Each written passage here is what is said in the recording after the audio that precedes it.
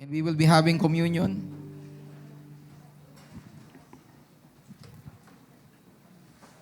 Thank you po. So for those who are joining us also via Rock, I pray that you also have your elements with you, ready to partake with the body, with the church. The work of Christ is the center. The work of Christ is the center of what we do. And through the communion, tayo po ay napapaalalahanan ng naging sakripisyo ng ating Panginoon. Hallelujah. The Lord gave us His entire life. And the blessing that we have is for our entire life as well. And that includes our bodies. So kung sino man ngayon na may karamdaman, merong kang pinagdadaanan ngayong sakit, even those that are joining us via Rock, the reason why you're not able to join us today is because you're sick. Believe that as you partake of the communion, you will experience healing in your physical body. And the Lord has prepared a body that is incorruptible. When the Lord returns, one of the blessings is that we will be receiving our immortal body that will no longer be sick. Amen. And it is because of the Lord Jesus Christ. So at this point, can we all lift up the bread and let us pray together. Father, we give you glory and we give you praise. As your people are lifting up the bread, ang aming focus ay sa iyo. Ang aming pananampalataya ay sa kasapatan ng iyong ginawa. And what you have done, Lord God, doesn't only cover our spiritual life, but also our physical bodies. So right now, as your people partake, let your mercy flow upon our lives, just like salvation in our souls can never be purchased or can never be attained through effort, through works. The same thing with healing. We declare that by your mercy, we will walk and we can walk in health. In Jesus Christ's name, amen. Let's all partake by faith, focusing on Jesus.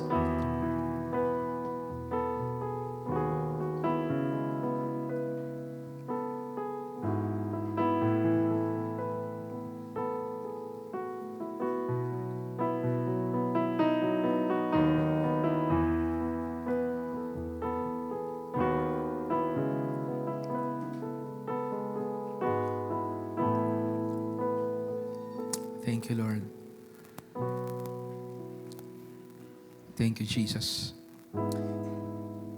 As we partake from the cup, we are reminded, Lord, na kung papaanong ang laman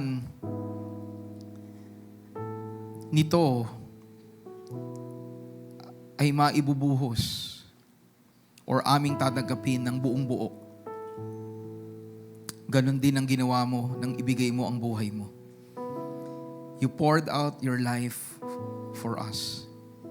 And today, Lord, as we remember the pouring out of your blood, we remember the pouring out of your life.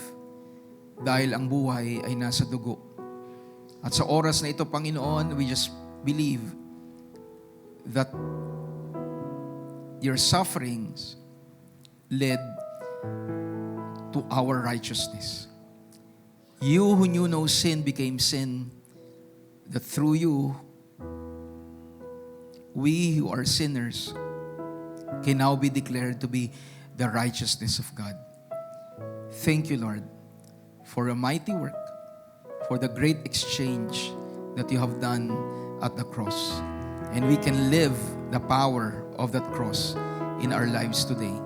In Jesus Christ's name, amen. Let's all partake by faith. Thank you, Jesus. Right now, anyone who wants to receive prayer regarding any condition that is going through right now, quickly stand up wherever you are in this place so that we can pray together. We can pray. Father, in the name of Jesus Christ, those who stood up, they're going through sufferings, sickness in their physical bodies. I declare by your grace, Lord, that your people will walk in freedom from any form of sickness and disease. Lord, I declare by your mighty hand that your people will experience your miracles, that by your grace, we will walk free and we will live free. Thank you, Lord. Any form of suffering, disease, we cancel them out, Lord God, in the mighty name of Jesus. And let the power that is in your people manifest, Lord God, in their physical bodies. Salamat, Panginoon, for your grace, for your mercy. In Jesus Christ's name, amen. Can we all proclaim that in Christ Jesus, I am now healed? Once again, in Christ Jesus, I am now healed. In Christ Jesus, I am now healed. Amen and amen. Hallelujah. You may be seated. Believe that in Christ Jesus, you are now healed and restored. Amen po. Hallelujah. So muli po, magandang araw po sa bawat isa. Pwede po bang pakibati ang ating katabi ng isang magandang umaga? Amen. Sabi mo sa kanya, welcome to Reign in Life Church. Okay? So we will find home, find rest, and find life all because of our Lord Jesus Christ. So tayo po ay nasa huling linggo na po ng January. Bilis mo naman, Pastor. January. Okay? Napakabilis ng araw. Okay? The time is so fast na tayo'y nasa ika-4 na linggo na po ng January. Pinapabilis mo, Pastor. Okay? So I pray that all of us will come to terms regarding how fast the time is. That we do not take for granted the breath that God gives us. Okay? We thank God for what He is doing. And I pray na ito pong buwang ito, as we study the Word today, will be a reflection of what the Lord desires for us to do for Him. Amen. So, we are on our third part of the lesson, Crown of Our King.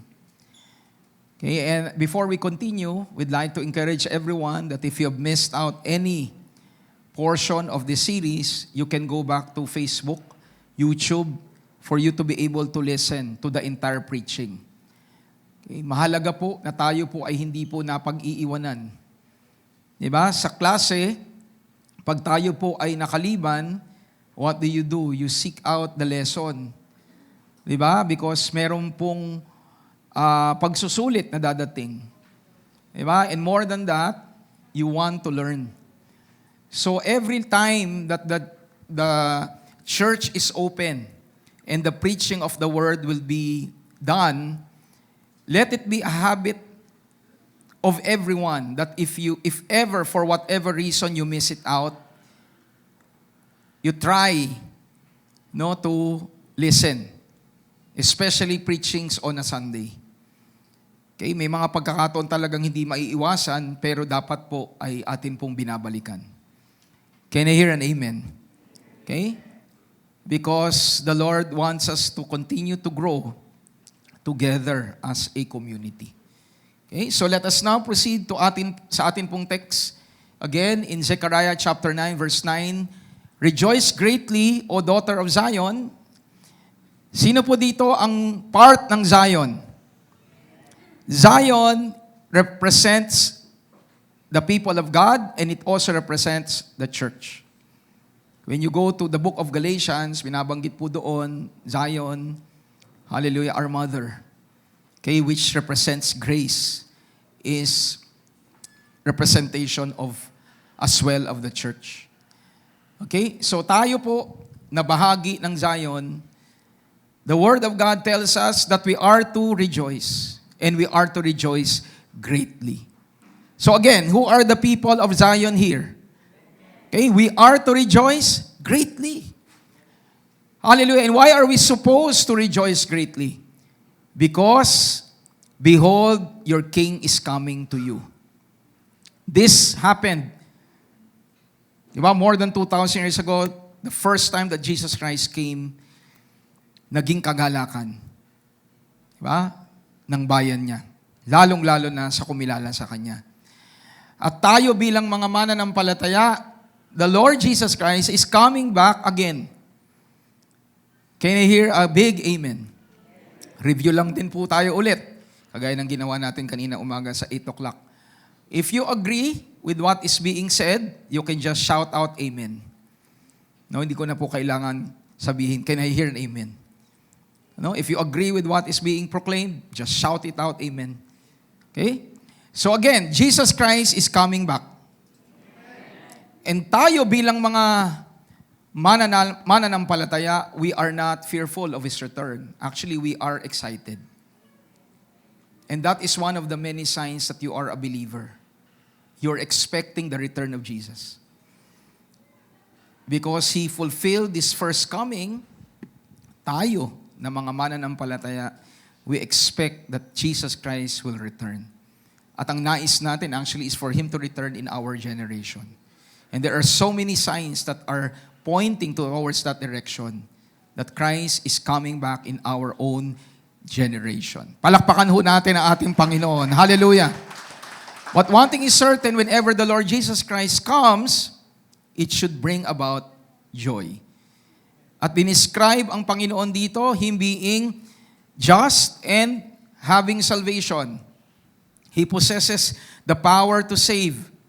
But despite na yun ang kayang katatayuan, He is slowly, hindi siya maere, hindi siya mayabang, and He is riding on a donkey. And this has been fulfilled. And the grace of God, whenever the Lord comes, it results to blessing towards His people. That is why we are to rejoice. Okay? Kinover natin what happens to those who are ruled by Christ. Hindi naman po automatic. Diba? Na ang kagalakan ay mangyayari sa lahat ng tao. Actually, may mga ibang tao na ayaw bumalik ang Panginoon. May mga taong di naniniwala sa Kanyang pagdating. At pag siya'y dumating, ayon sa Biblia at hatulan, marami pong tao ang hindi matutuwa. Kundi nga po, magngangalit ang ngipin. No, yung description sa Bible na nagngangalit ang ngipin, you can view that in so many ways. And one thing that shows yung nagngangalit ang ngipin, okay, ay galit. Ikaw ba naman ang sabihang you will be eternally separated from God and will be thrown in hell, thinking that you are qualified, diba, to be with God, and then you will be thrown because your assumption was wrong. Talagang magagalit ka. So again, the coming of Christ to His people elicits joy because the Lord does mighty things. And one of the things that we have looked into sa atin pong pagtalakay sa series na ito is that the Lord will make us like jewels. Or the term na ginamit natin ay gems. Amen? Sabi mo nga sa katabi mo, if you are in Christ, then you are like a jewel or a gem in a crown. Alam natin, ang mga gems po, jewels, they shine. Di ba? They have the natural characteristics to shine. Pag itinabi mo ang graba sa diamond, di ba? Meron kang binatong diamond dun sa graba, sa pile ng graba. Makikita po ninyo na merong kakaibang bato doon, yung nagniningning. At tayo bilang mga gems, we are like that. And gems na hindi lang po basta binato sa graba. Sabi dyan, we are like jewels of a crown. Napakabuti ng Panginoon that He has redeemed us so that we can shine, and we now have a purpose, and that is to reflect the glory of God. Can I hear an amen? So as we end today's series, sabi dyan na ang katulad nila ay mamahaling batong kumikislap sa korona. Hallelujah. So, having a king in Christ Jesus, everyone in Him can glow in a crown like a gem. Why can we shine? because of God's goodness, because of God's empowerment, and today because of God's majesty. So yan po yung mga ilang biyaya at pagpapala na nararanasan natin kaya tayo po ay magliliwanag bilang mga hiyas na mamahalin. Hallelujah. And today we will look at the word majesty. Sabi nga po natin, majesty. What does it mean to experience the majesty of God? Let's look at Zechariah chapter 9 verse 14. Sabi dyan ng propeta and God through the prophet, "Then the Lord will be seen over them, and His arrow will go forth like lightning. The Lord God will blow the trumpet and go with whirlwinds from the south." Magpapakita ang Panginoon sa ibabaw ng kanyang mga mamamayan. Kikislap ang kanyang pana na parang kidlat. Patutunugin ng Panginoong Diyos ang trompeta at darating siyang kasama ng bagyong mula sa timog. We see here, church, what the Lord does. Okay? And there is no denying the description na ibinigay po dyan ng propeta that the work of Christ, the work of God, is truly majestic and awesome. Dahil lahat ng tao ay makakakita nun. Yung binabanggit po dyan na ang Diyos ay magpapatunog ng trumpeta, in the Bible, the sounding of a trumpet is the sounding of advancement. It also means the sounding of victory. At ang Diyos, ganun siya. He wants His people to advance and to move forward, and He also wants His people to experience victory. That is who God is for His people. And what I observe here, mga kapatid, is that sabi dyan ng Panginoon, magpapakita siya sa ibabaw ng kanyang mga mamamayan. It is going to be obvious that there is something special over the lives of God's people. Can I hear an amen? And we can conclude that by the work of our crowned King, our lives will reflect how majestic He is, and those around us will witness it. Ano ibig sabihin nun? Pag ang Diyos kumikilos sa buhay mo, ang mga taong nakapaligid sa'yo, malalaman na kumikilos ang Diyos sa buhay natin. Hindi natin pwedeng itago na tayo po'y mga Kristiyano. Because if God truly is working in your life, people around you will notice. People will be observing. People who are guided by God. In the crowd, angat ang isang Kristiyano. Can I hear an amen? And when the Lord does miracles in my life, I cannot contain it but share it. Diba? When the Lord blesses me and I have a right relationship with God, those things I'll be able to proclaim. Because I understand na kung wala ang Diyos, wala yun. So again, mga kapatid, through the work of God, we experience His majesty, and people around you will know that God is alive in you. Palakpakan ho natin ang ating Panginoon.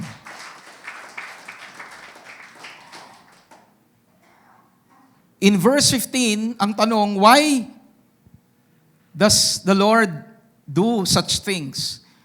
Yung binabanggit po dito na siya po ay kikislap, hatangan-tangan ang kanyang pana, magpapatunog ng trompeta, diba? Siya po ay gagalaw at kikilos sa ibabaw ng kanyang mamamayan. At sabi diyan, siya ay darating para pong, ang tawag po diyan, bagyo. Sa English, whirlwind. Why does the Lord do these physical actions? Because these are gestures of God's desire to defend His people. Sabi po sa verse 15, the Lord of hosts will defend them.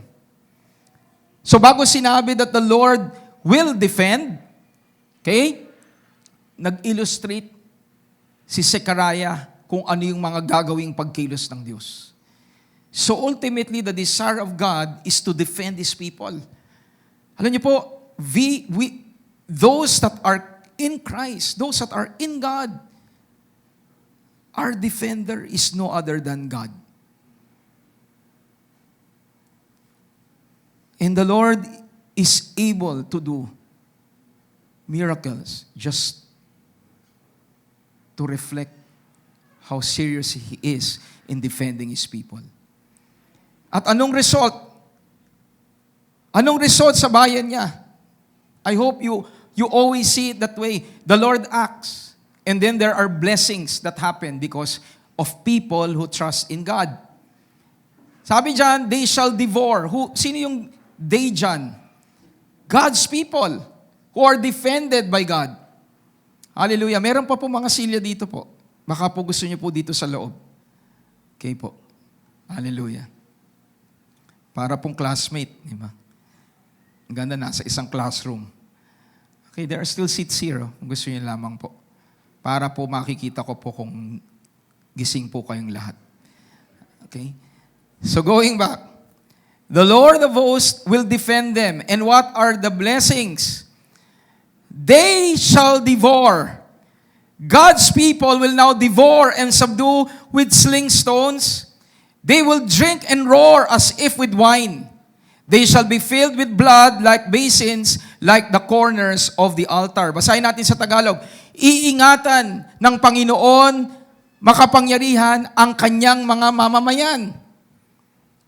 Diba? Iingatan niya. They will defend His people. And the result, tatapak-tapakan lang nila ang batong ibinabato sa kanila ng mga kaaway. May mga kaaway po ba kayo? May mga kaaway po ba kayo? Ano po ang sabi dyan? Dahil ang Panginoon ang mag-iingat, ang magiging resulta, yung mga ibinabato, pinupukol ng kalaban ng kaaway, tatapak-tapakan lang natin yan. Bakit po? Dahil iniingatan tayo ng Diyos. It is the Lord who does things, and His people benefit. Ano pa po ang kasunod? Magkakainan at mag-iinuman sila upang ipagdiwang ang kanilang tagumpay. Nandyan pa po ba kayo? At magsisigawan sila na parang mga lasing. Gusto ko lang pong emphasize, parang mga lasing. Hindi po sinasabi ng Panginoon, maglasing kayo.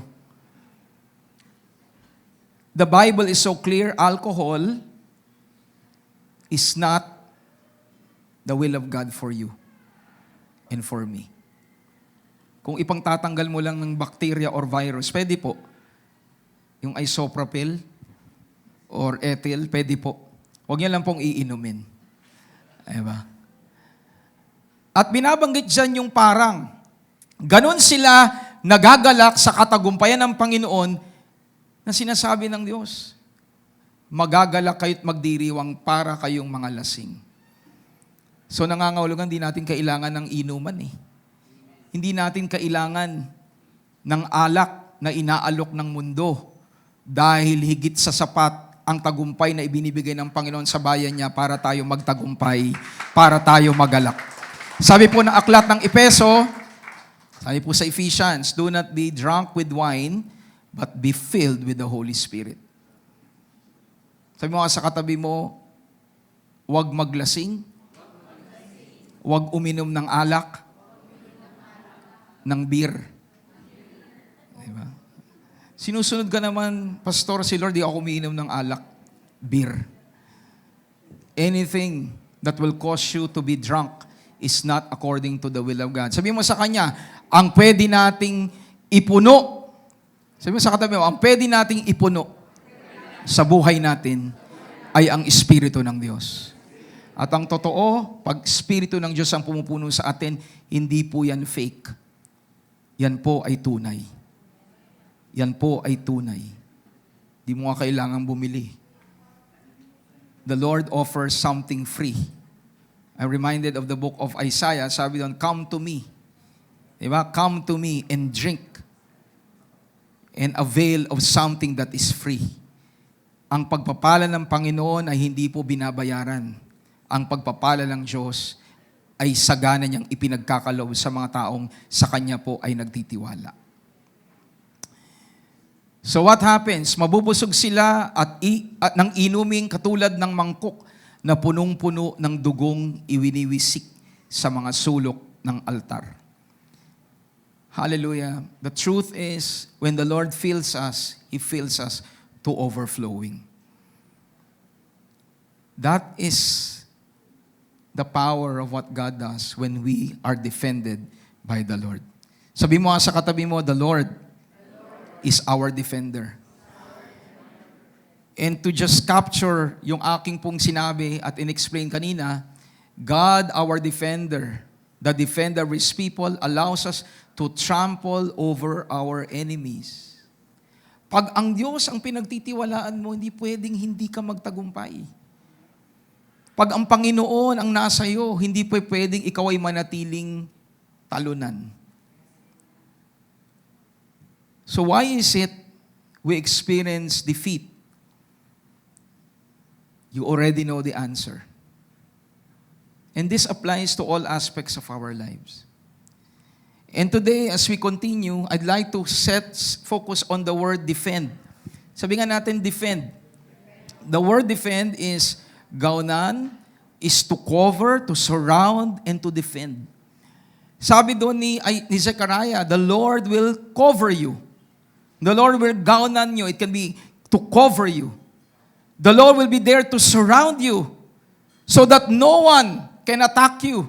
Sabi ng Psalm 91, no evil will come near you. Thousands will fall at your right. That is the power of being under the defense of God. And the Lord will even defend. At ang Panginoon, in His graciousness, doesn't only defense. There will be times the Lord will take offense. Meaning offensive attack. Amen? Sa basketball po, may dalawa po eh. May offense and defense. May mga iba po, minsan sa basketball, off ang offense, pero nananalo because dinadaan sa defense. May mga iba, actually, ang sinasabi nga sa mga basketball, di man ako naglalaro, nakikinood lang ako, na mahirap actually manalo pag more on offense eh. You can actually defeat your enemy by defense. Okay? At yun ang Diyos. But remember this, the Lord at times will take offensive attack. Can I hear amen? But what we see here, it is not actually the Lord who does that. It is His people. The Lord goes in front of us. He empowers us. He does things. Diba? He does mighty things. And He expects His people to advance. He expects His people to move forward because unawa natin natalo na po ang kalaban. Hallelujah. And for us to better understand ito pong word na to, why would suddenly God's people be able to trample on the enemies? Ano ang mangyayari sa kanila? Nakakasunod po ba kayo? At sa scripture, may mga pagkakataon po, and I encourage you to do this also, sa mga nag-study po ng mga words. Minsan when you look at a word, yung unang text na tinignan ninyo, parang meron pang pwedeng madagdag. And this is one of the words that we can apply that. Sabi sa Zechariah, the Lord will defend, and His people will trample their enemies. So we look at another account. Ibig sabihin, pupunta tayo sa ibang portion ng Bible na pinaggamitan niyang kagayang salita para lumabas po yung katas ng salita. Naintindihan po ba natin? Okay? So we go to another portion of Zechariah. Kasi kung iisa lang ang author, dito sa account na ito, si Zechariah, kung ginamit niya po yung word na yon na gaunan sa chapter 9, at ginamit niya ulit sa susunod na chapter o sa mga ilang chapter sa Zechariah, it's possible na parehas na salita ang ginamit. Nakakasunod po ba tayo? Nakakasunod po ba? Okay. So let's look at Zechariah chapter 12. Sabi niya, in that day, the Lord again will defend. Gaunan, the same word that was used in Zechariah chapter 9. And this is what will happen to them. As the Lord defends Jerusalem, reflection ng bayan ng Diyos. The one who is feeble among them in that day, they shall be like David. When the Lord defends His people, the feeble ones will be like David. Ano po ba yung feeble? Yung mga mahihina. Sabi ng Panginoon, yung mga mahihina sa kanila, magiging kagaya nila si David. Sino po dito ang nakakakilala kay David? Hindi po sa personal. Sino po nakakakilala sa inyo kay David? Nahihiya pa kayo magsabi ng amen. Alam ko namang kilala nyo. Di ba? Do you know David? Do you want to be like David? Well, pastor, depende yan. Kung anong episode ng buhay ni David. Kung yung about sa nanalo siya kay Goliath, gustong-gusto ko yun. Na maging kagaya ko si David, na napagtagumpayan si Goliath. Pero yung nagtagumpay, yung kasalanan kay David, ayaw ko nun. Nandyan pa po ba tayo?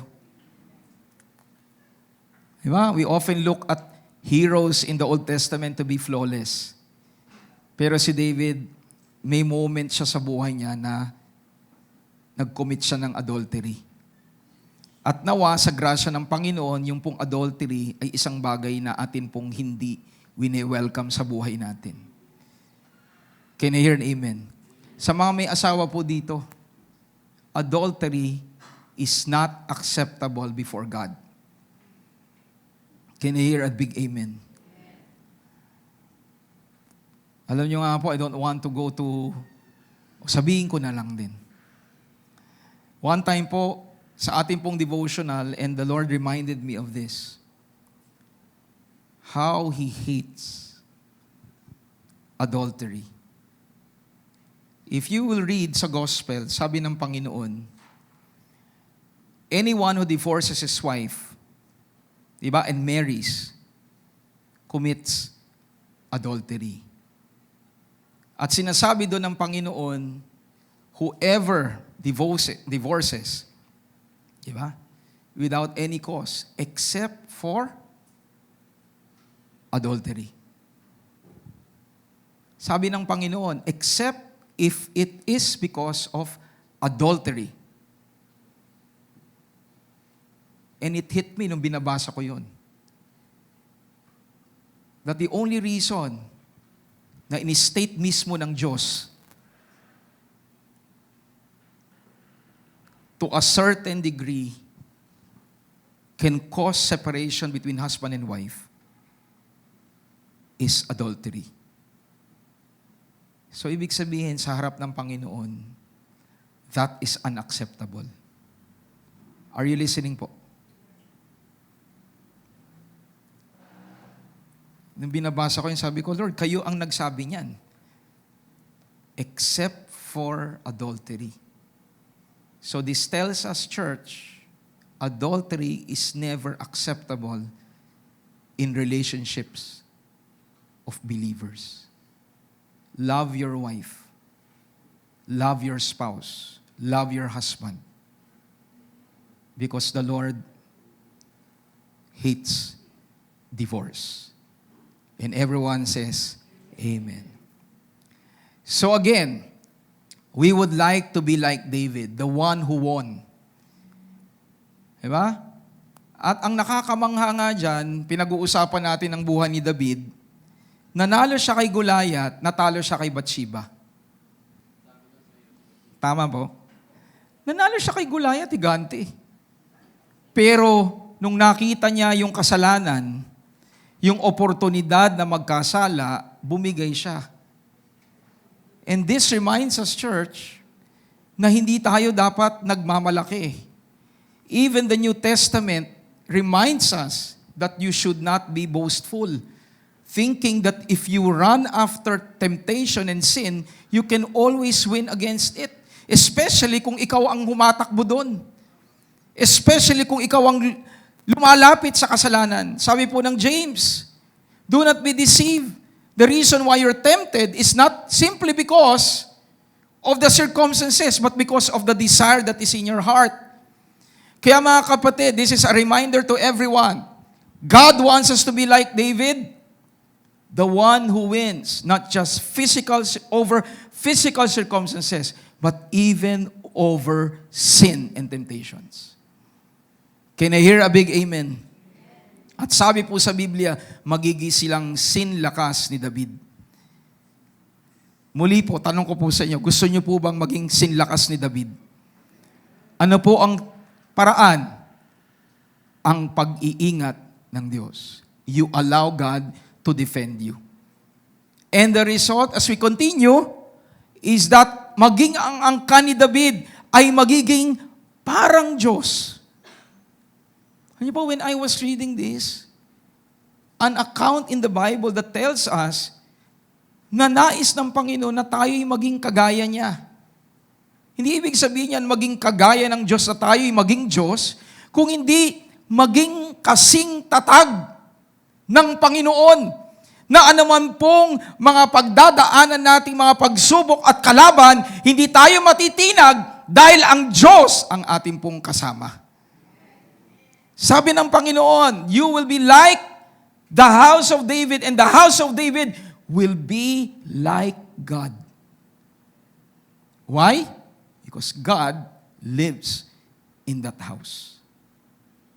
Kaya right now, wherever you are, even those that are joining us right now, if you are overcome by any circumstance ng buhay mo, kasalanan, problema, karamdaman, the Lord wants you to understand that you have to put your trust in God completely for you to be able to win over those things that I have mentioned. Nais ng Diyos maging reflection tayo ng Diyos. At ang Diyos, hindi siya natatalo. Ang Diyos, laging matagumpay. At pagpatuloy natin, parang anghel ng Panginoon na mangunguna o nangunguna sa kanila. God is so good. Hindi na tayo natatakot. Hindi na tayo nag-iintay, kagaya ng bansang Israel ng time ni David. Ano po ginagawa ng bansang Israel ng time na nagpapasikat po si Goliath? Yung mga kilala, si Haring Saul, nagtatago. Nandyan pa po ba tayo? Pero si David, nung alam niya na ang Diyos ay may tipan sa kanya at sa bansang Israel, he advanced. Kaya binabanggit siya, parang anghel ng Panginoon na nangunguna sa kanila. Yan ang ating Panginoon. We will take our steps forward because we know God is on our side. Can I hear an amen? At sa araw na yon, lilipulin ko ang lahat ng bansang sasalakay sa Jerusalem. Alam niyo mga kapatid, the nation of Israel is such a small country. Yes, there was a season, there was a moment in the history of Israel that they were all scattered. But the Lord remembered His covenant through Abraham. At binalik ang bansang Israel. At ngayon po, kita natin, nations are going against Israel. But God in His graciousness continues to preserve His people. At ang prayer natin, darating ang pagkakataon na ang bansang Israel will really acknowledge who the real Savior is. And that's no other than the Lord Jesus Christ. Palakpakan ho natin ang ating Panginoon. Hallelujah! So what do we say sa lahat ng ito? God's majesty turn things around for His people, and make them mighty through Him. Do you want to be mighty? Who wants to be mighty? Who wants to be victorious? Who wants to win? There's only one way. You have to live your life through Jesus Christ, through God. You become unshakable. Pag sinabi unshakable, hindi ibig sabihin po nun ay wala pong problems. Hindi ibig sabihin nun walang darating na temptations. Except na lang katalagang pag hinahanap mo. Diba? Iwasan. Pero may mga pagkakataon, the enemy, alam niyo po, kanina po, it's not part of the lesson, pero there is something amazing po dito sa account po ni Job. Today's Bible reading, natapos na po Genesis, you've been reading with us, nasa Job na ngayon. And what was amazing dito po sa aklat ni Job, and I would like to include this, listen to this, that every time that the enemy, Satan, hallelujah, will come to God, yan, sa Job chapter 2 verse 1, 2 beses po itong biyanggit. Sabi dyan, again, there was a day when the sons of God came to present themselves. Okay, listen to this. Again, there was a day when the sons of God came to present themselves before the Lord. And Satan came also among them. Notice it. That God's people would decide to come to God, the enemy will try to sneak in and join with them. And ang akin pong insight dito, anumang attempt mo na lumapit sa Diyos, ang kaaway mag-a-attempt na pigilan ka. Any attempt for you to come to God, there will always be a resistance. Can I hear an amen? There will be a resistance from the enemy because he doesn't want you to experience the blessings of God.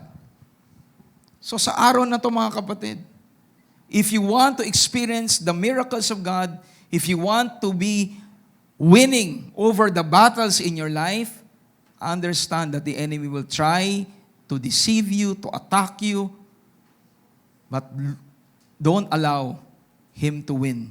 Because ang totoo, only those that are in God, only those that are in Christ are able to truly win. Be mighty through God. And everyone says, Amen. Can we give the Lord a clap offering of praise?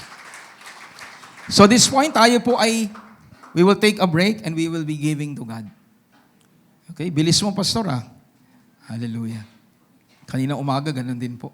Actually, mas mabilis pa nga kanina. So today po ay 4th Sunday. At pag 4th Sunday po, we are reminded to support, to plant our seeds, okay, for the pastoral ministry, for the servant of God. At alam niyo po, napakahalaga na tayo po ay nakakaunawa sa kalooban ng Panginoon when it comes to this. Nung pong Friday, or last Sunday, when we tackled po yung pong word, di ba? We are not able to follow the will of God when we are not surrendered to the will of God. God, Jesus Christ, was able to win over the greatest struggle of humanity because simply po ang kanyang ginawa. He surrendered His will to the Father. And He won. At ang salita ng Panginoon ay ganun din. There will be times in your life that God will lead you, di ba, to sow seeds into His kingdom. At sa mga panahong iyon, mga kapatid, the best thing for you to do is to surrender your own will.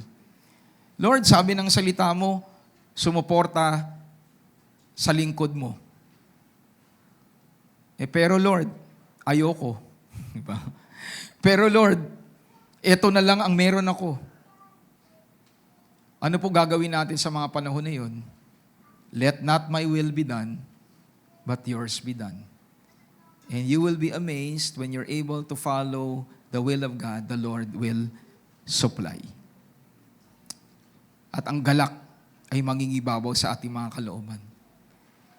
So sa araw na to, you might have brought your tithes to God already, but this is an opportunity for you to go even further.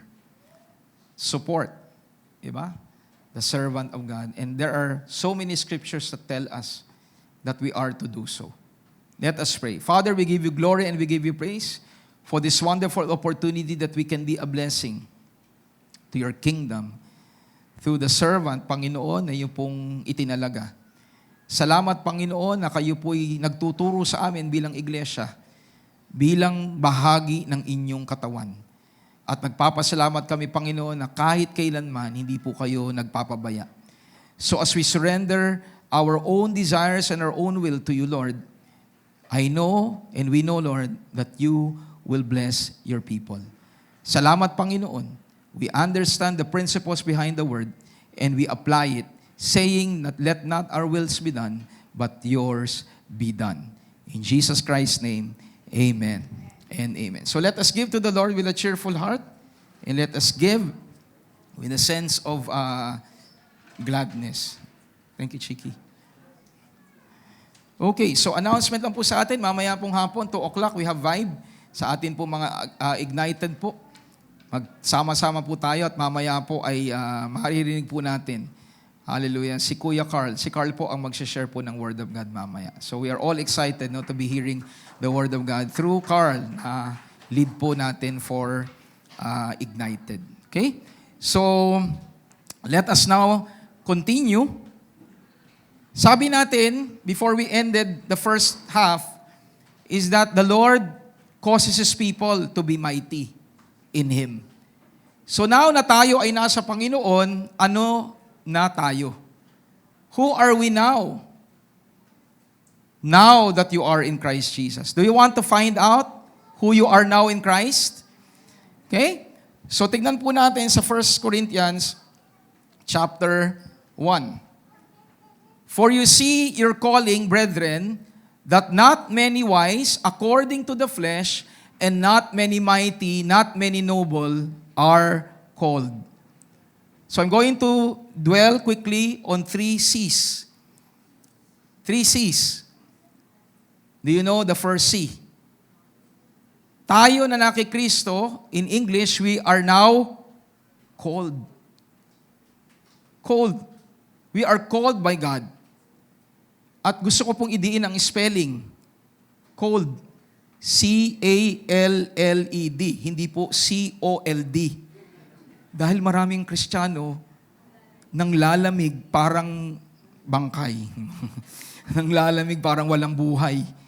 Ang mananampalataya na nakikristo ay tinawag, hindi po malamig. Kaya pakisabi nga sa iyong katabi, nakik-Jesus Christ ka ba? Parang ang lamig mo. Diba? I pray na wala pong nanglalamig dito at walang malamig. Mga kapatid, isipin ninyo kung ano ang inyong kalagayan. Nang tawagin kayo ng Diyos, iilan lamang sa inyo ang masasabing, matalino sa paningin ng mundo, iilan lang lamang ang makapangyarihan o nagmula sa mga kilalang angkan. Gusto ko pong idiin dito mga kapatid, but before we do that, let's just read it. We may not be accepted based on the standards or view of the world, but because God Himself called us, you are now truly special in the eyes of God. Hindi man tayo kagaya ng iniisip ng mundo patungkol sa atin, sa kanilang standard, pero pag ang Diyos ang tumawag sa iyo, ikaw ay espesyal in the eyes of God. So do not find contentment from what people will say. Yung isang araw po, the other week po, nangusap lang ang Panginoon sa akin, and I pray that pastors will remain to be having that right motive. And I pray the church will view this also, or will have a right understanding about pastors. Sabi ni Lord sa akin, ang pastors are not celebrities. Let me say that again. Pastors are not celebrities. Hindi po kami tinawag para po maging sikat. Hindi po ito paramihan po ng likes. Hindi po ito paramihan po ng followers.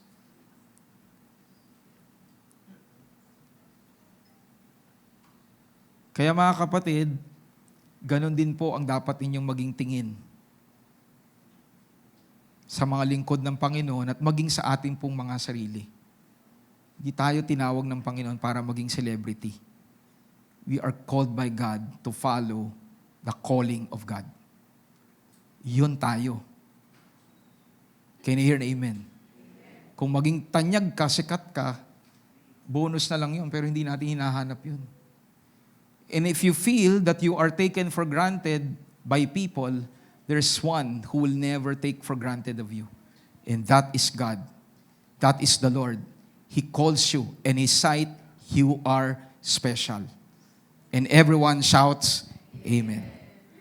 Sa mga naniniwalang special sila sa harapan ng Panginoon, shout Amen. Amen. Shout Hallelujah. Hallelujah. Shout Praise the Lord. Palakpakan nga natin ang ating Panginoon. And I would like to explain what Paul is saying here. Sabi ni Paul, iilan sa inyo ang matatalino. Iilan sa inyo makapangyarihan at iilan sa inyo ang galing sa mga kilalang angkan. Nangangahulugan mga kapatid na hindi po masama na matalino. Dahil may mga tinawag din ang Diyos na matalino. May mga tinawag din siya na galing sa mga makapangyarihang background. Meron din po siyang tinawag sa mga kilalang angkan. Kaya po hindi po masama na kayo'y mayaman, hindi din masama na kayo po'y marunong at matalino, hindi din po masama na kayo po ay pinagpala ayon sa standard ng world. Pero hindi natin yun basihan. Kung sa tingin nila, pinagpala tayo dahil pumapasa tayo sa kanilang panuntunan, para sa atin, hindi yon ang pinakamahalaga. Ang mahalaga sa atin, ang Diyos ang tumawag sa iyo. Can you hear an amen? Kaya ini-explain ko nga sa mga kabataan, mag-aral lang mabuti. Sa mga nag-aaral po dyan, sa mga students dito, mag-aral lang mabuti. Pastor, di ba, sabi ng Biblia, tinawag yung mga hindi matatalino. Kaya inunahan ko na si Lord para tawagin niya ako. Kaya lagi ako pasang-awa. Mga kapatid, wala pong masama kung mag-excel sa ginagawa mo. Ang totoo, si Joseph, napunta nga sa kulungan nag-excel. Dahil sa favor ni Lord. Kung ikaw ay binigyan ng Panginoon ng pabor na mag-aral ng mabuti. Can you hear an amen? Do not think that it is a sin for you to be rich. It's a sin for you to be known by people. The Lord looks at your heart.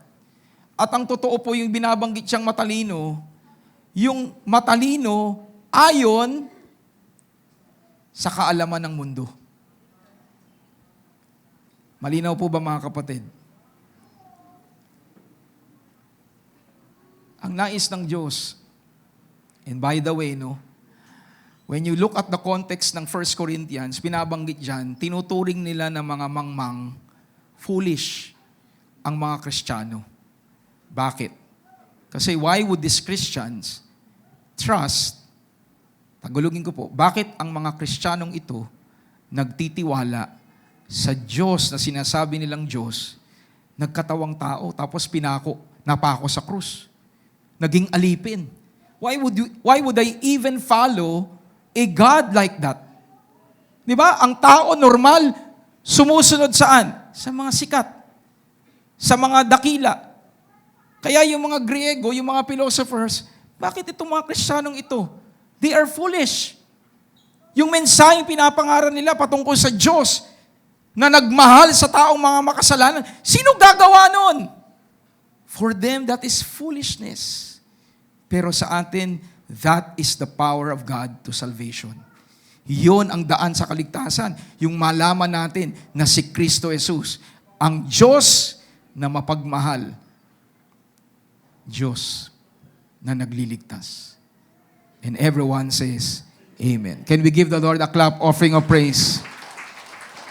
Again, it is not a sin. We are not running after these things. But if the Lord allows it for us, kagaya po ni Barnabas. Kilala niyo po si Barnabas? Sa Book of Acts, si Barnabas po, meron siyang binentang lote. Diba? And he used that, yung napagbentahan niya to support the ministry of the gospel. So kagaya po ni Barnabas, hindi po siya sinabihan na, bawal ka rito kasi meron kang lote. Bawal ka dito dahil meron kang kayamanan. Winelcome siya. Because it's not really about what is external. It is how you react and how you view things that God has entrusted to you. And everyone says, Amen. Sabi mo nga sa katabi mo muli, you are special because God called you. Amen. Diba? So, next, it doesn't stop na tayo'y tinawag. In verse 22 o verse 27, God has chosen.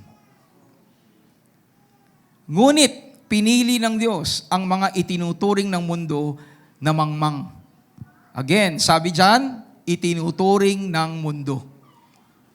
Ang mga Kristiyano, tinuturing ng mundo na mangmang. Why would you abandon your life? Why would you embrace this God? Para sa mundo, hindi nila yan matake. Para sa kanila, foolishness yun. Can you hear an amen? But for us who understand the gospel, again, the gospel is the power of God to save. Pinili ng Diyos ang mga itinuturing ng mundo na mahihina upang hiyain ang malalakas. At pinili ng Diyos ang mga itinuturing ng mundo na mababa at walang halaga upang mapawalang halaga ang itinuturing ng mundo na mahalaga. Kaya in verse 29, kaya walang makapagmamalaki sa harapan ng Diyos. So the second, we are not just called, but we are, sige po, shout it out. We are chosen. Relax ka lang, Pastor. Clarify ko lang yung spelling. Diba? We are God's chosen people. And what is the purpose? To prove that only those who are in Him are able to accomplish great things. Ang mundong ito, meron siyang ibang batayan ng successful. Tama po ba si Pastor Mel? May ibang basihan ng mundo para masabing blessed ka, para masabing matagumpay ka. Pero sinasabi ng Panginoon through Paul, ang mga pinili ng Diyos, pinili sila para patunayan na yung mga pinili ng Diyos, sila ang makagagawa ng mga dakilang bagay. Tayo. Hindi yung mga wala kay Kristo. And when we say mighty things, again, things that are connected to the kingdom of God. Can you hear a big amen? Things that are connected to the kingdom of God. These are the great things. And only those that are connected with God are able to serve the Lord. Kasi pag wala po ang tunay na Diyos, religion yun. Pero pag nasa sayo ang Diyos, yun ay tunay na paglilingkod. Amen? Kasi pag nasa iyo ang Diyos, ituturing mo na ang kaligtasan mo ay hindi bunga ng gawa mo. Pero pag wala ang Diyos sa buhay mo, yung ginagawa mo mabuti, iisipin mo, entrance mo para ikaw ay pagpalain ng Diyos. Diba? So again, as we continue, and I'm almost done, is you are chosen to accomplish great things.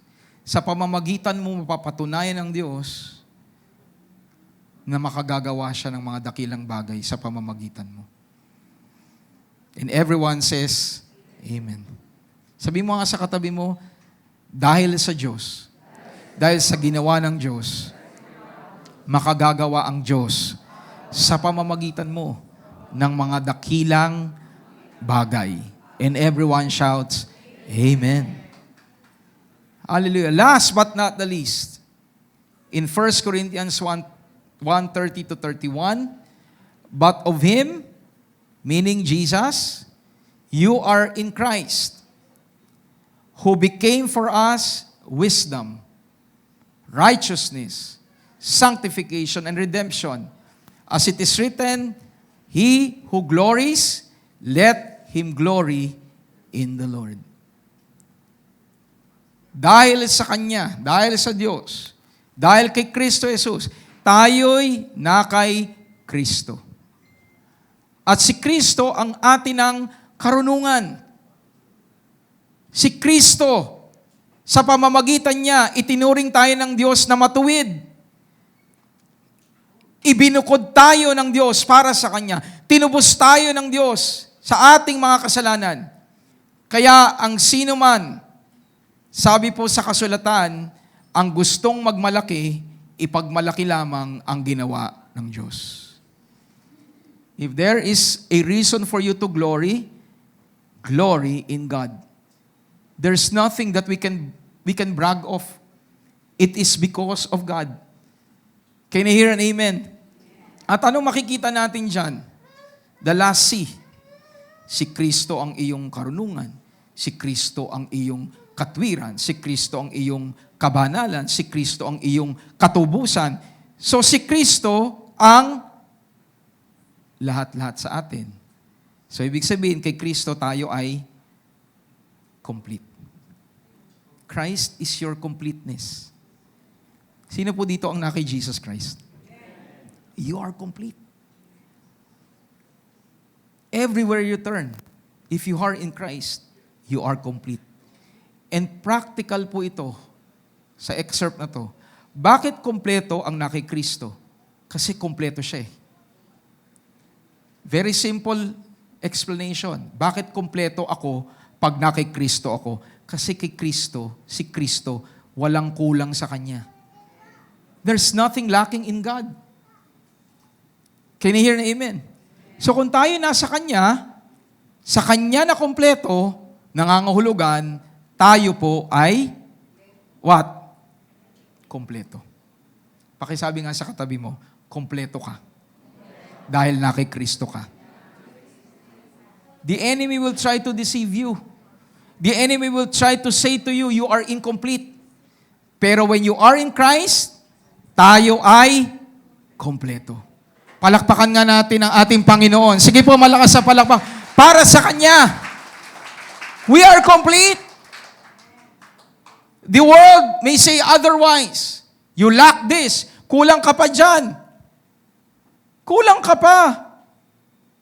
Manager ka pa lang. Dapat president.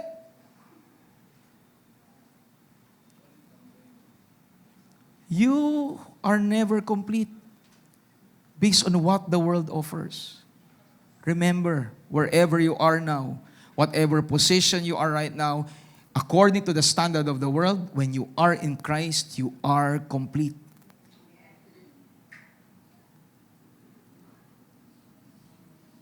As we are about to close, sabi nga sa iyong katabi, we are about to close daw. Amen. Hallelujah. Now, how do you walk according to the completeness of God? How do you know that you are complete? Sino po ang complete? Sino po ang complete? Tayo. Bakit tayo complete? Dahil kay Jesus Christ na complete. Let me say that again. Kumpleto tayo dahil si Kristo kumpleto. At dahil tayo nasa Kanya, kumpleto rin tayo. So the question now is, how do we live complete? To answer that question, then, simple lang ang sagot. Kung si Kristo ay complete at tayo na kay Kristo, kung sino si Kristo, ganon din tayo. So what proves that you are in Christ is what Jesus Christ said. I was so blessed nung pong all-night prayer. Sabi mo nga sa katabi mo, next all-night prayer, sa March, magkita-kita tayo. Kasi nangihinayang po ako. Napakaganda po. Ako po personally, I was so blessed with the message. At ito po yung nabahagi po ni Pastora Mila. And while she was sharing this, the Holy Spirit opened my eyes regarding dito. Ano po ang sabi ng Panginoon? Most assuredly. Sabi ni Lord sa ibang salin, I tell you the truth. Sabi mo nga, Jesus Christ is telling us the truth. And what is the truth? Sabi niya, he who believes in me, who believes in Jesus, the works that I do, he will also do. And greater works than this he will do, because I go to the Father. Sabi ng Panginoon, yung mga nananalig, nananampalataya sa akin, gagawin nila ang mga ginagawa ko. So it tells us, church, that those who truly believe Jesus are doing the work of Jesus.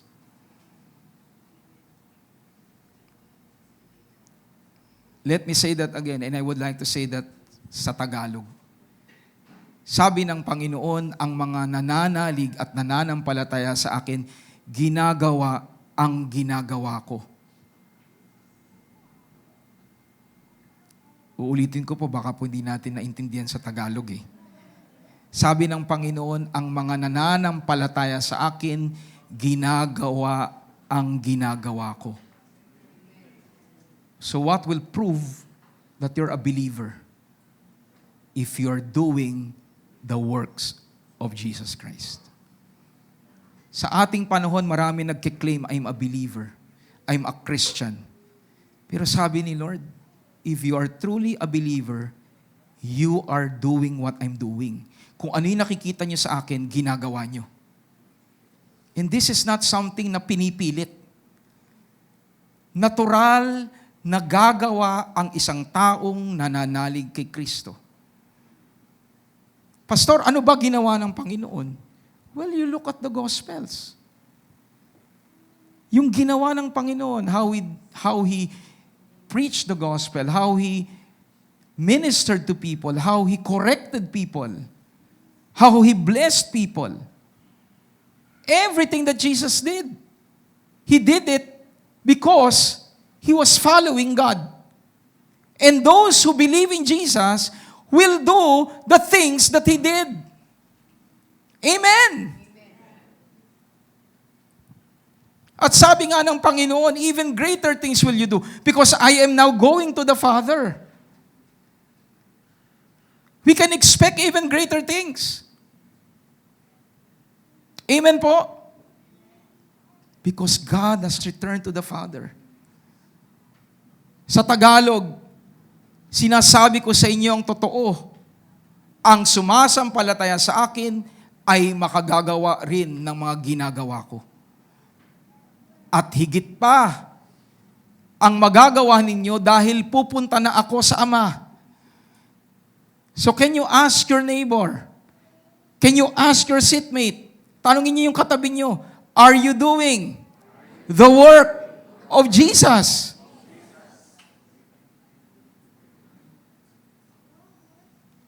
Are you doing the work of God?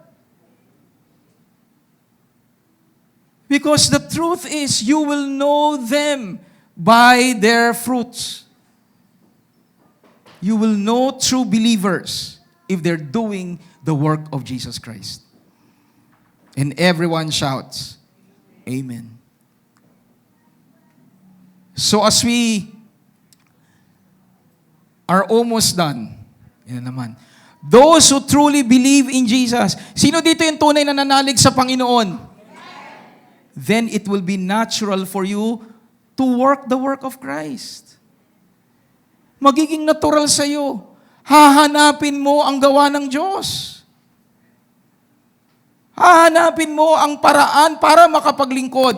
Sabi ng Panginoon, I came not to be served. I came to serve. If you're a believer, you would want to serve. You cannot fake it. It's not about attending Rain in Life. It's not about complete in attendance. Sabi ng Panginoon, those who believe me, they will do my work. Rain in Life is just an avenue for you to be able to serve God. The church nilagay ng Panginoon to equip you, to guide you, to train you, so that we can work together the work of Christ. Can I hear na amen?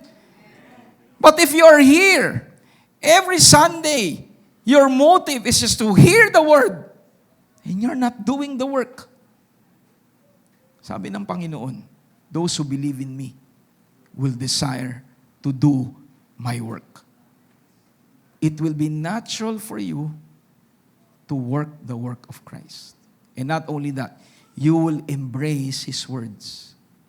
Alam niyo po, ang tunay na nananalig sa Panginoon, ang salita niya, niyayakap niya. Hindi niya pinipili kung ano lang yung gusto niya. Lahat yan. Sabi nga natin kanina, di ba, ano po ang ginawa ng Panginoon? Nagpakain sa mga nagugutom. Di ba?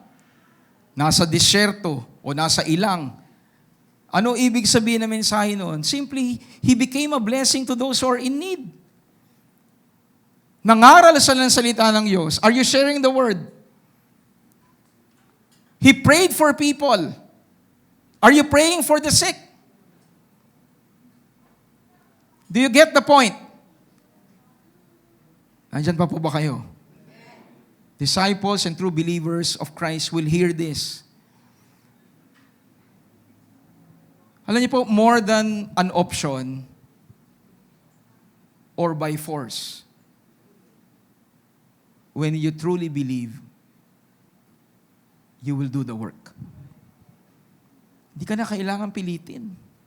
Hindi na tayo kailangan pang pagkatulakan dahil nananalig tayo kay Kristo eh. Can you hear an amen? So right now, whatever is hindering you to serve God, this is the time for you to surrender fully to the will of God. Because we understand that we are to be surrendered fully to God's will. Pastor, gusto ko naman mag-serve eh. Kaya lang, gusto ko pa rin hawakan itong mali. That can't be. Because those who truly want to follow Christ will deny themselves, carry the cross, and follow God.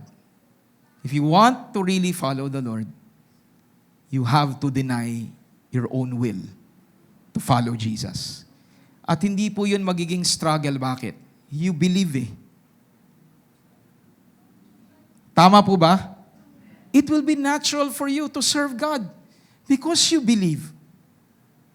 Palakpakan nga natin ang ating Panginoon.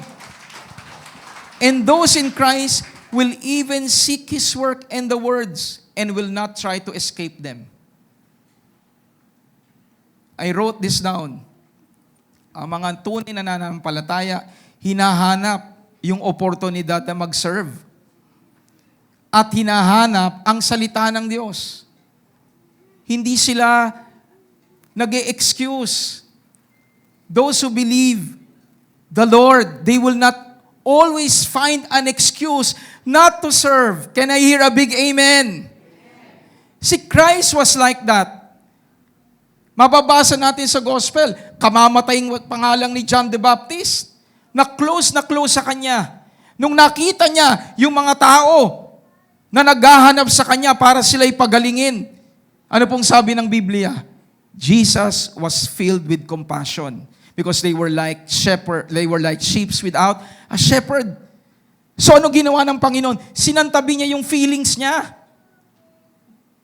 Sinantabi niya yung sarili niyang sitwasyon para maglingkod sa tao. That is Christ. That is who God is. Are you listening po? When He needed to teach the disciples, He was there. At kung may pagkakataong kailangan silang itama at i-correct, ginawa yun ni Jesus. At yung mga alagad naman, dahil naniniwala sila sa Panginoon, nagpatama.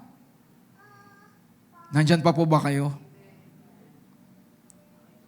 Hindi nangatwiran. Sina Peter, nung ni-rebuke, hindi sila nangatwiran. Sabi mo sa katabi mo, mga alagad ng Panginoon, hindi nangangatwiran. Di ba?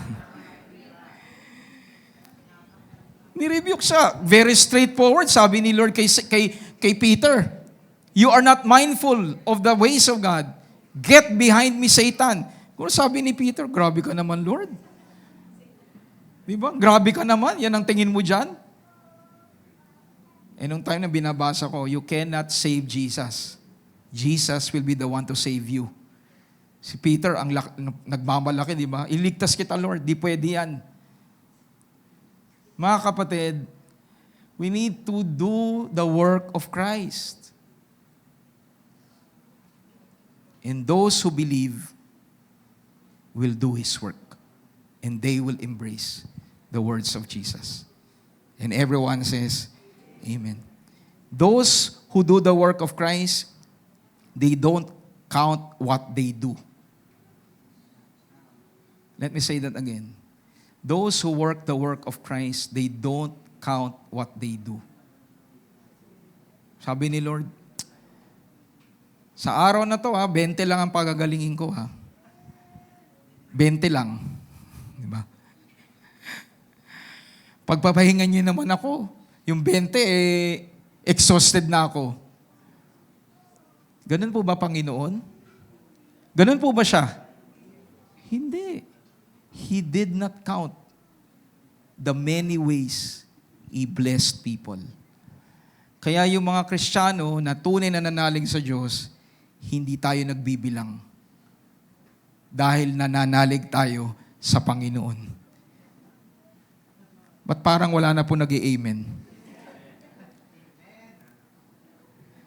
Actually, we actively pursue and even seek. At dito po, we are not metered. Nakaabot na po, hindi na po ako nakakasakay ng taxi ngayon pero sa taxi po ba, di metro pa rin? Di ba, pag sumakay ka, ibababa ka agad nung taxi driver kung gaano kahaba yung kanyang tinakbo. At yung tinakbo niya, merong karampatang bayad. Ang mga nananalig sa Panginoon, di sila nagsasabing, Lord, 10 araw na akong nagbabasa ng Bible, Lord, wala akong absent, Lagi ako nasa church. Nasa ng blessing ko. Those who truly believe God will not count what they're doing for God. Because we believe that our life is God. Can we give the Lord a clap offering of praise? And again, I mentioned kanina, you will know them by their fruits. Sabi nga natin, you will know true believers by their fruits. Even so, sabi na natin sa Tagalog, ang mabuting puno ay namumunga ng mabuting bunga, at ang masamang puno ay namumunga ng masama. Ang mabuting puno ay hindi namumunga ng masama, at ang masamang puno ay hindi namumunga ng mabuti. Verse 19. Pwede po ba nating sabay-sabay basahin? Verse 19, at the count of 3. 1, 2, 3.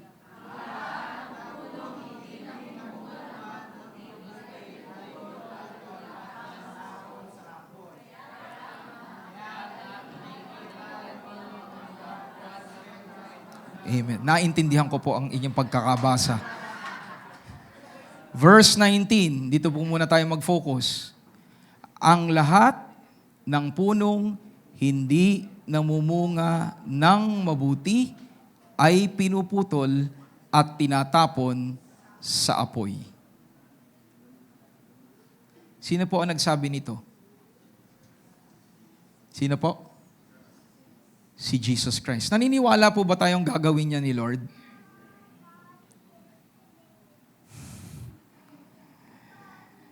Believers accept the words of Christ. At sabi niya, yung mga puno na hindi namumunga, pinuputol at tinatapon sa apoy. Sino po yung tinatapon sa apoy? Yung mga hindi namumunga.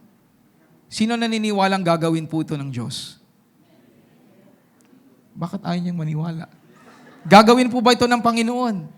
Yes. Actually, even in the natural, this is done. Kung ang isa pong farmer, bawa mangga, ang mangga dapat mamunga. Hindi namumunga. What is the use? Na manatili itong punong kahoy na to, hindi naman namumunga. Kumakain pa ng nutrients. Nag-o-occupy pa ng space. Ano ginagawa doon? Pinuputol na at tinatapon sa apoy. Mga kapatid, ang salita ng Diyos, malalaman mo ang tunay na mga nananalig sa Diyos sa pamamagitan ng kanilang mga bunga.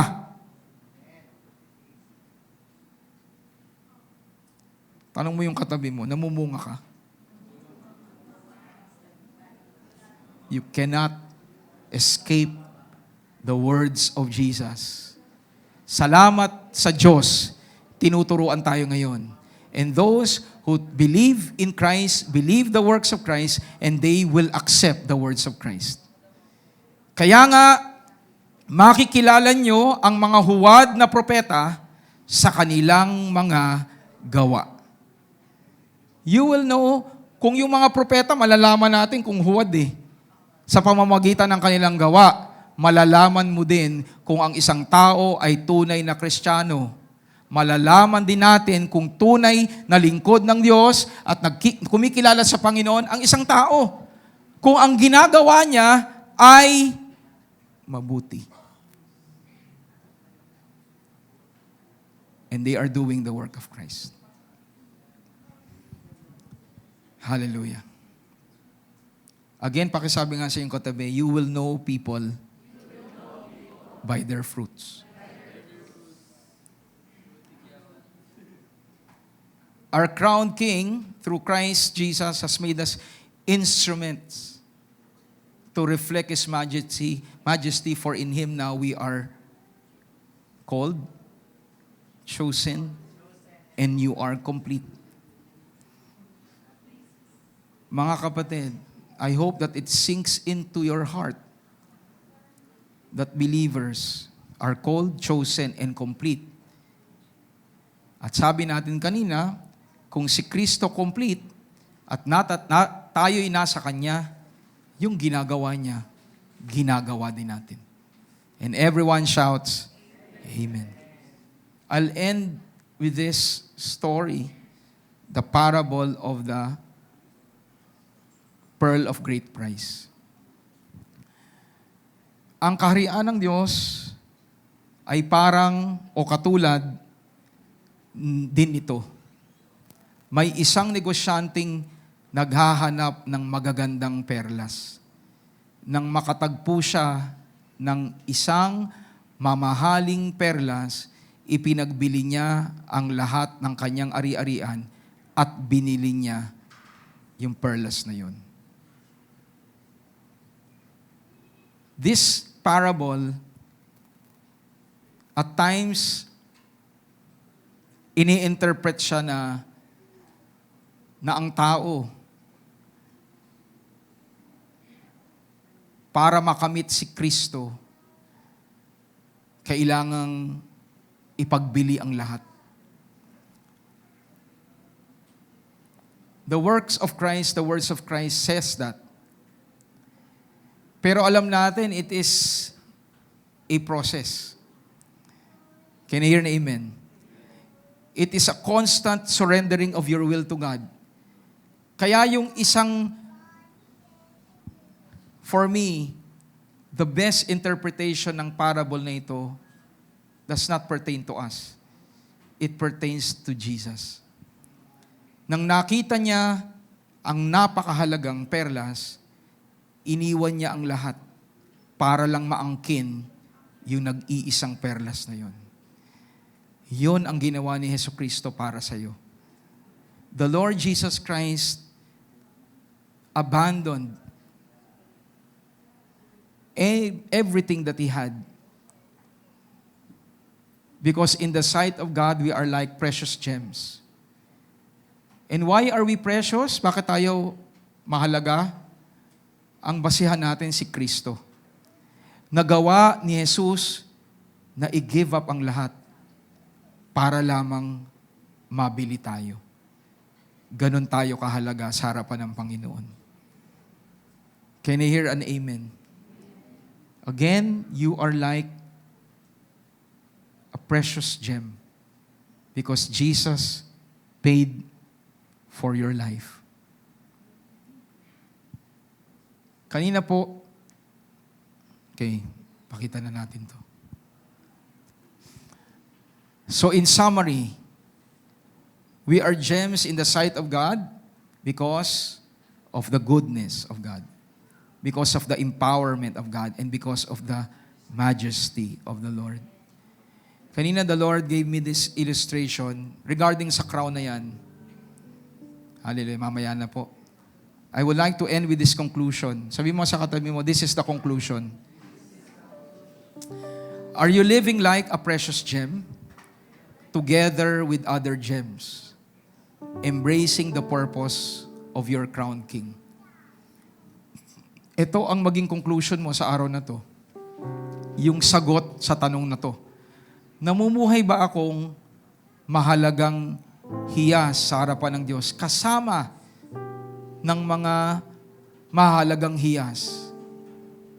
At niyayakap ko ba ang layunin ng Diyos sa buhay ko? Kasi po kung hindi,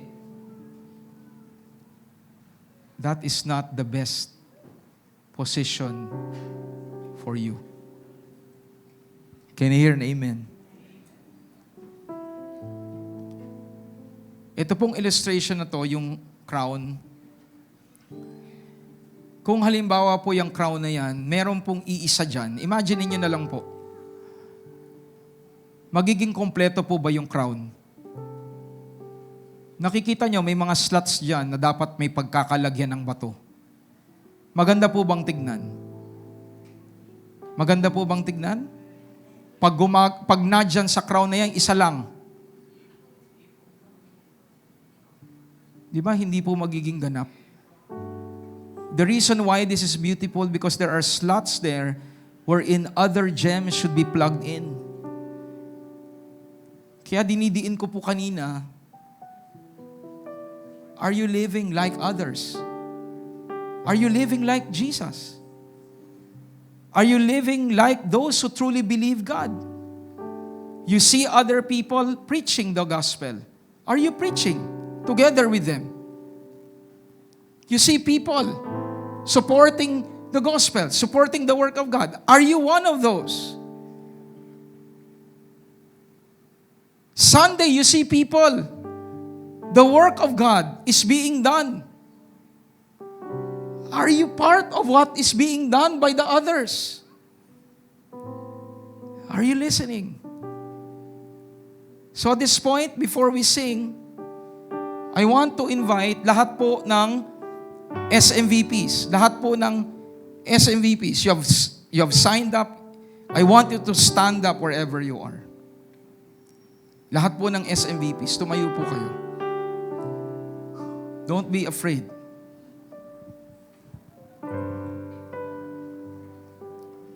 Those that are currently serving. God is reminding you, kasama na rin kayo. Yung mga SMV, pupunta pa nga kayo sa ibang bansa. Sige po, tayo na kayo dyan. Diba? And you go out for city ministries.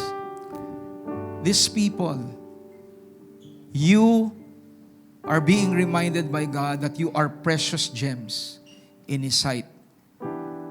At sa pamamagitan ninyo, nagliliwanag ang Panginoon sa paligid.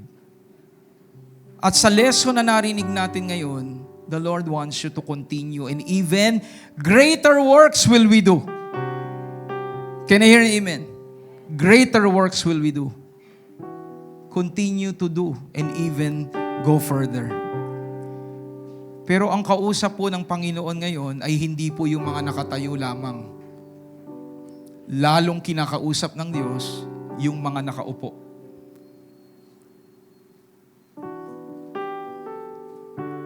Those who believe in Jesus will do the work of Jesus. Do not allow yourself to not do the works of God. Because true believers do the works of Jesus.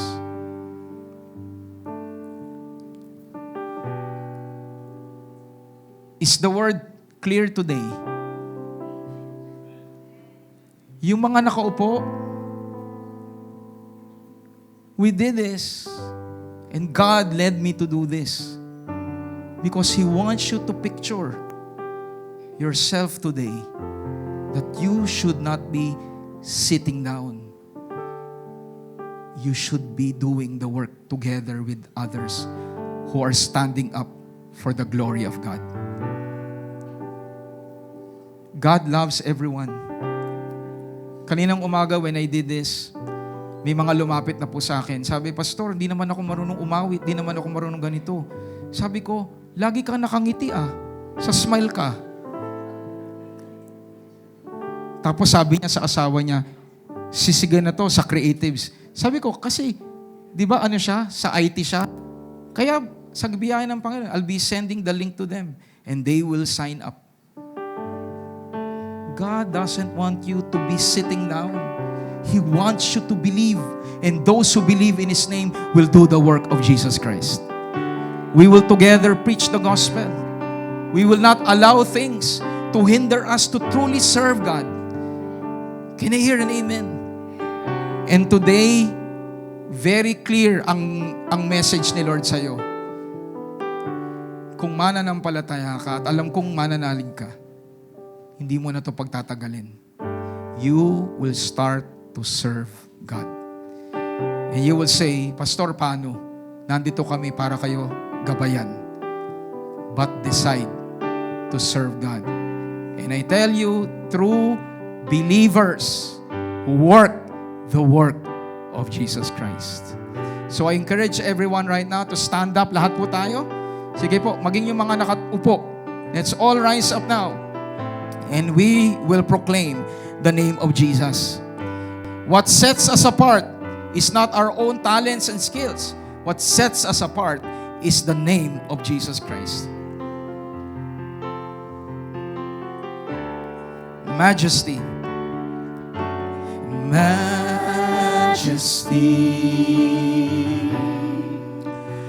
Worship His majesty. Unto Jesus be all glory, honor, and praise.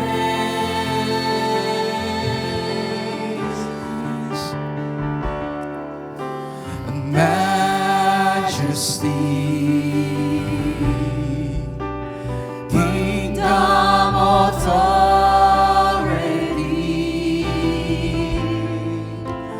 flows from His throne unto His own, His anthem reign.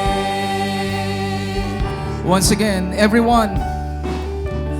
Majesty to the King of Kings, to the Lord of Lords. Worship His majesty.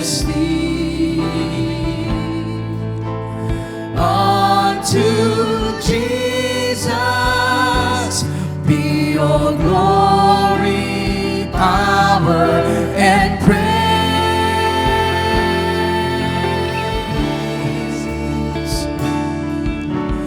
Majesty, kingdom, authority flows from His throne unto His own. His anthem praise. So exalt, lift up on high the name of Jesus. Magnify, come glorify Christ Jesus the King.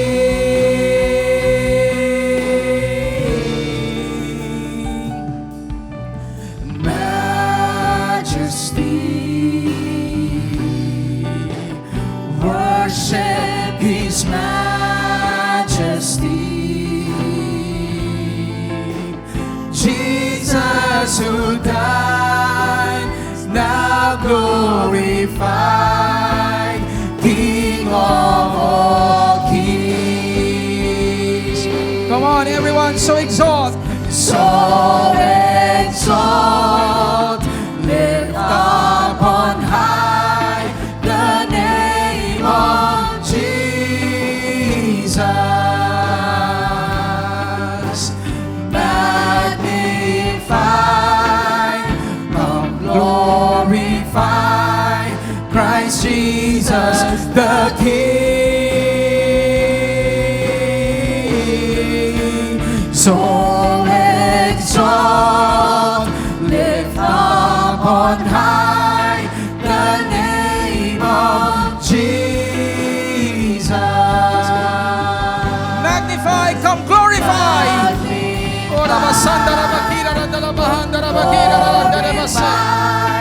Christ Jesus the King.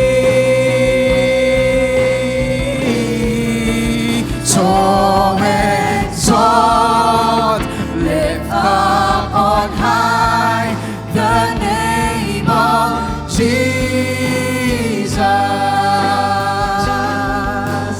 Magnify, come glorify Christ Jesus the King. Come on, every believer in this place. So exalt, lift up on high the name of Jesus.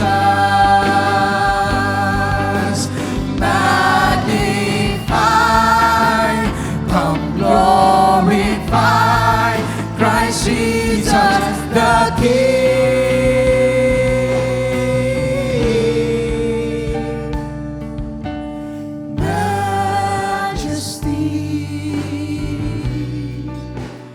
Worship His majesty.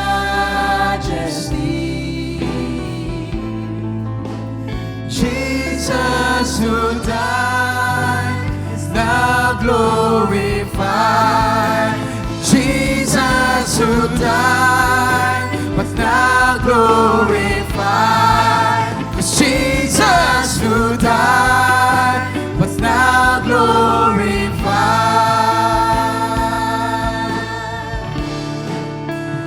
King of all kings.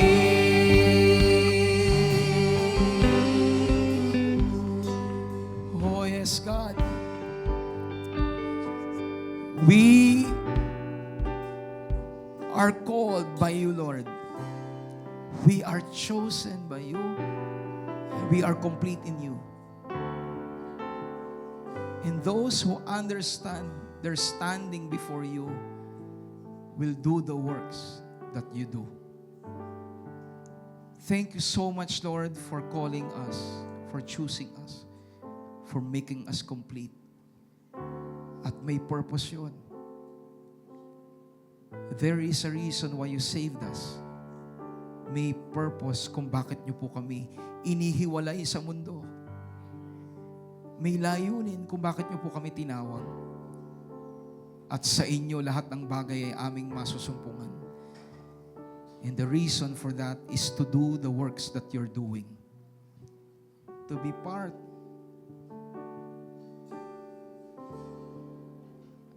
of saving those that are lost. Lord, the message today is so clear. It will only not be clear if we are not listening. But if we are listening really to what the Spirit is telling us, we will respond in faith. Thank you so much for your grace. And right now, Lord, you want everyone in this room and even those joining us via Rock to live as true believers. Again, Lord, hindi po kayo namimilit. But those who truly believe you will do the works that you do. So today, Lord, as we are your people, as we are true believers, we want to do your work. And we want to embrace your words. Kung ano ang iyong turo, yun lang. Kung ano ang iyong sinabi, yun lang ang aming tatanggapin. So exalt, lift up on high the name of Jesus. Magnify, come glorify Christ Jesus the King. Again, softly to the Lord. So exalt, lift up on high the name of Jesus. Magnify, come glorify Christ Jesus the King.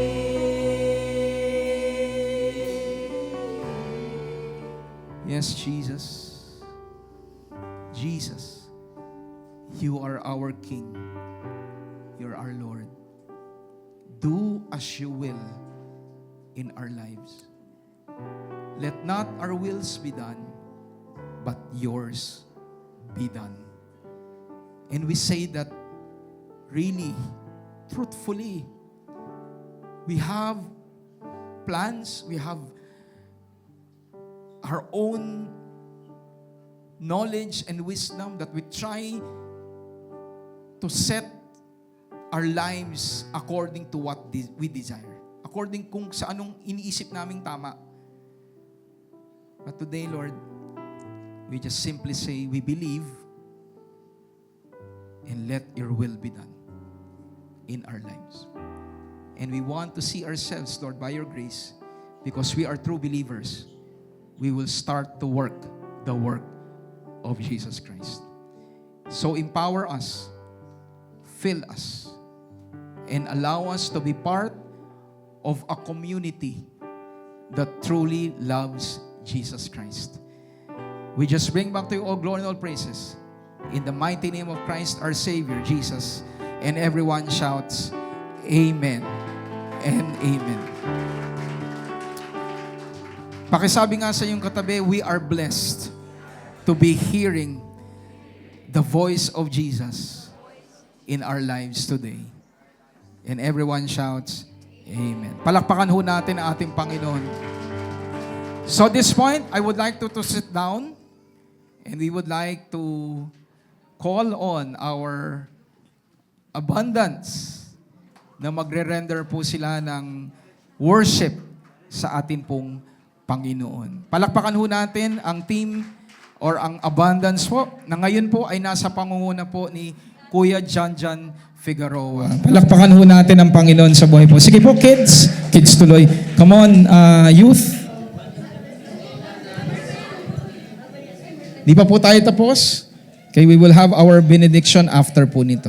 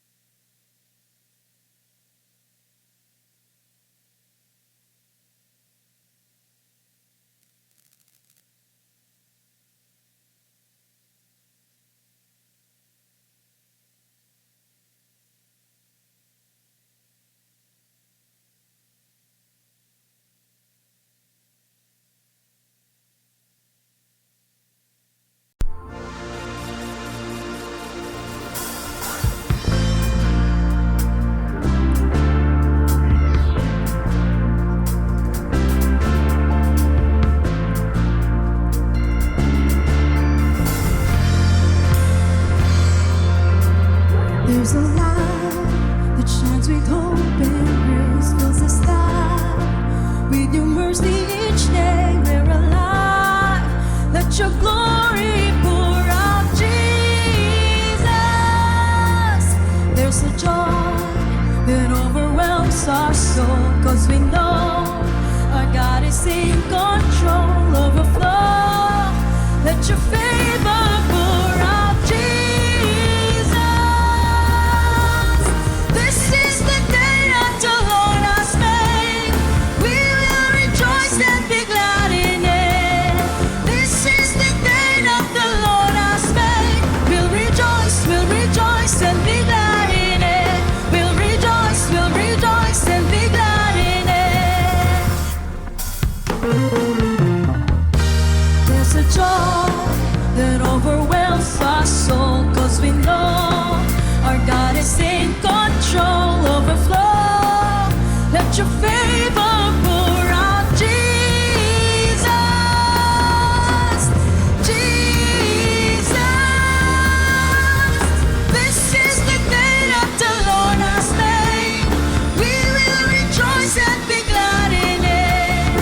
This is the day that the Lord has made. We'll rejoice and be glad in it. We'll rejoice and be glad in it.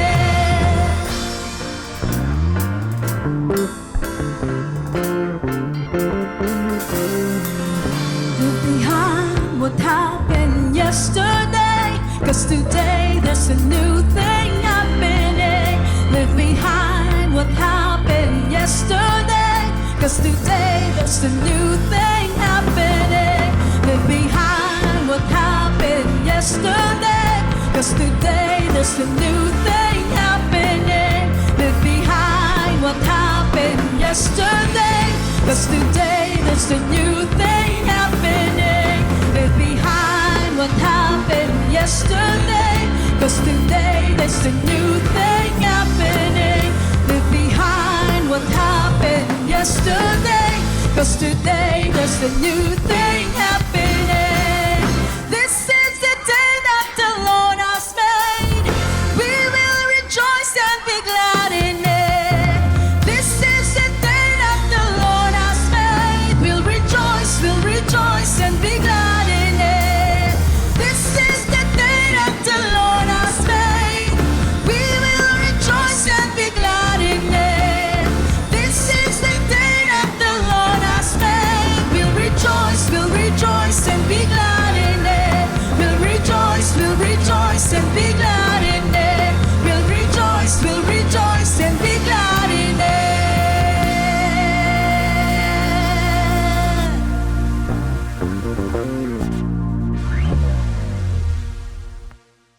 So muli po, can we give the Lord a clap offering of praise?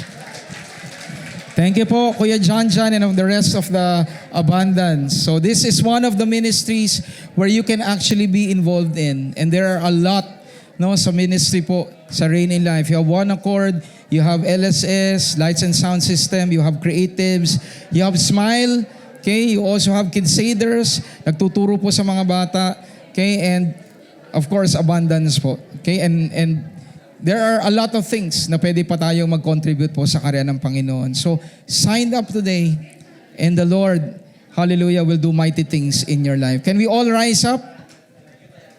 Thank you, Jesus. Can I request the kids po to come forward so that we can have our benediction? Let's all lift up our hands towards God. The Lord bless you and keep you. The Lord make His face to shine upon you and be gracious to you. The Lord lift up His countenance, His smiling face, and give you shalom peace. I declare the grace of the Lord Jesus Christ, the agape, the unconditional love of our Abba Father, the fellowship, the communion of the Holy Spirit to be upon you, upon your family, biological and spiritual family, and that includes all of the kids here. As we all together proclaim the gospel of our Lord Jesus Christ to people around us, to cities in Metro Manila and the Philippines, and even to nations, proclaiming that Jesus Christ is coming back very soon. In the name of the Father, and of the Son, and of the Holy Spirit, and everyone shouts, Amen and Amen. God bless you, kids. Pakisabi nga po sa iyong katabi, we are part of God's family kingdom. We are highly favored, greatly blessed, deeply loved, all because of our King in us, the Lord Jesus Christ. And everyone shouts, Amen and Amen. Can I request lahat po ng mga nakaupo kanina, manatili po kayo nakaupo. Okay, do not go out of the place yet. Sit down. Hallelujah. As I say to those who connected with us via online, remember, reign in life through Jesus Christ.